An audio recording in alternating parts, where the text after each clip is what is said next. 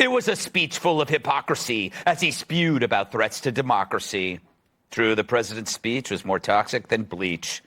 Last night, Joe urged voters to preserve democracy. His talking points, however, were as predictable as his morning BM.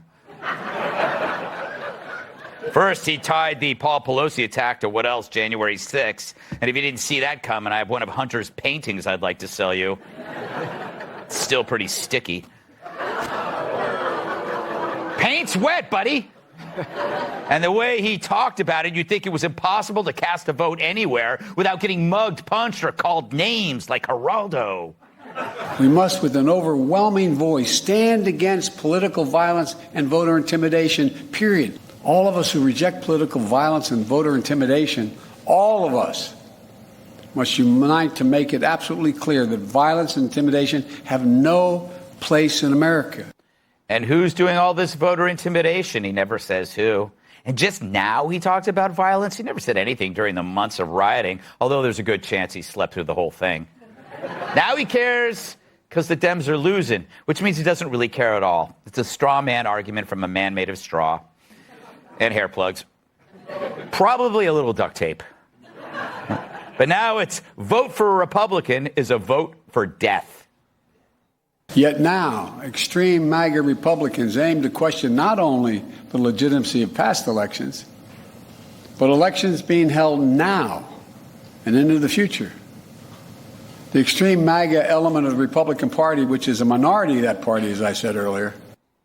I'm getting the sense that an extreme MAGA Republican is this year's Loch Ness Monster, a mysterious being that no one really sees, maybe once every 3 years. But the only thing MAGA people are a threat to is depleting stores of American flags. Then there was this puzzling moment. Millions more will cast their ballots in the final days leading up to November the 8th, excuse me. And for the first time, this is the first time since the national election of 2020. Once again, we're seeing record turnout all over the country. And that's good. We want Americans to vote. All right, Gramps. So democracy is in peril, but they expect a record turnout. Both things can't be true, can they? It's just like how he also deems election deniers to be the threat, but they're also candidates that the Dems funneled money to. But if those GOP candidates were so dangerous, then why would the Dems support them at all? Maybe it's the Dems that are putting democracy in peril. Anything more to add, Joe?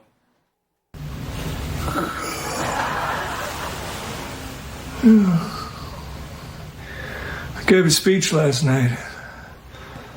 I was late, but, they boosted me. That was crooks you right up. I said the words. I said all the words. January 6th, Charlottesville, democracy, MAGA Republicans. I said the words. What else you want me to do? All right, I gotta take a nap. Hey, Harry Styles, is that the prince or the singer?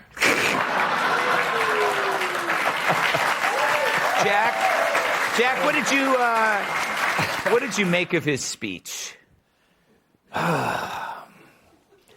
Thank God it wasn't Trump making this. But can you imagine if that had been a Republican making a speech that divisive? Mm-hmm. And you talk about coming out and basically making Americans feel like me. When you say a MAGA Republican, I support Donald Trump. I support the movement in this country. To say that I'm a threat, it really is insulting, man. Mm-hmm. And I think at the end of the day, it's going to just charge up a side of the conservative movement that most people have never seen, because I think he's talking to independents. And I think folks in the middle right now in this nation for the first time are seeing just how divisive he is, because he's tried to hide that. And that's why you've seen him so suppressed in the media over the past 3-4 months. Mm-hmm. But yesterday, they saw exactly who he is. He can't hide from that. And that divisiveness will slap them all in the face come next Tuesday. You know what I think, though, Tyrus? I think that if afterwards, when somebody asks him about this, he'll go like, he either won't remember it, or he'll pull a Kamala. Remember when Kamala called Biden a racist during a debate, and then when somebody brought it up, because she goes, "Oh, it's a debate. That's what we do. I think that's what he's going to be like, oh, this is just what you do for an election. You just smear people. Well, unfortunately, there will never be the follow-up question, Greg. So that's the problem.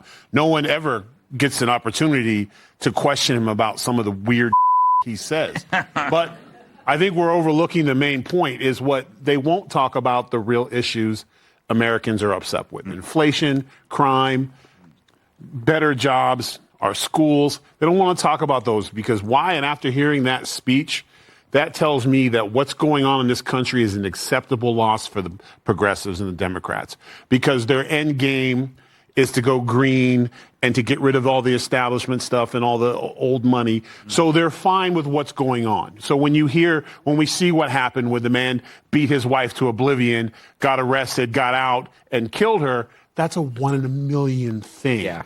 You got to break a few eggs. You got to break. Yeah, exactly. Yeah. And the eggs are the American people. So if you're not going to debate the real argument, you have to create a monster because he still hasn't told us what to look for. Yeah. I need to know when I step outside my house what this MAGA looks like. I need to know.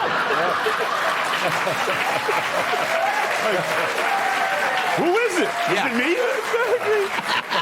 Look in the mirror. I wouldn't even know it was me the whole time. I wear a hat. I like the American flag. I drive a truck. I shoot. I pay my taxes and I vote. It could be me. You're the killer.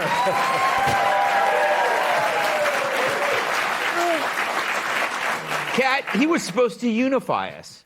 Yeah, and saying to preserve democracy, you must vote for exactly who I tell you to. That doesn't make any sense. Yeah. He says point blank, autocracy is the opposite of democracy. It means the rule of one person, one interest, or one party. So you got to vote for this one party, or then we're losing democracy and you're an evil piece of aside from how it wasn't unifying and all that other stuff, it just logically didn't seem to make that much sense to me. Yeah. Also, he does this thing, Mike, where he talks about the soul of a nation. The soul of a nation actually does not exist. It's it's just a phrase that he stole from a historian. And he keeps repeating it, thinking that as he repeats it like Beetlejuice, that something's just going to appear and save him. Well, it's like what we've said. They really don't have anything else to go to, right? And so this is they're coming down to the final, wire here. I find it, I mentioned this earlier in the show, I find this very depressing, right? If you are telling people, he's the generalissimo, right? He's the commander-in-chief. He's the guy. And if you're coming on TV and telling America, right, vote for us or you'll destroy democracy, I think what Joe has done is he's found the bottom of the barrel. You can't get any more negative in politics than that. I mean, maybe you could. What do you say? You vote for us or the other team's going to come to your house and murder your family. Well, that's what Beschloss said. Right, exactly. And so maybe there is. You scrape the bottom of the barrel and you find something else.